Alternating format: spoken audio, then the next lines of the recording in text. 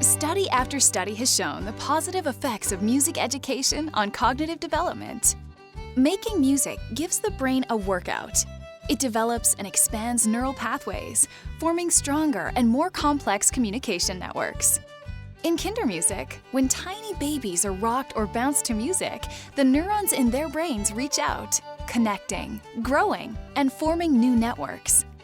When young children sing, learn dance steps and hand motions, and explore instruments, they're developing their listening and auditory processing skills, their focus and attention, and exercising their memory and recall. They're also working on essential executive function skills of planning, prediction, and self-control. When they take turns sharing an instrument and finding creative ways to play it, they're problem-solving and exploring cause and effect. In other words, singing, moving, and playing instruments to music is like full-body exercise for the brain.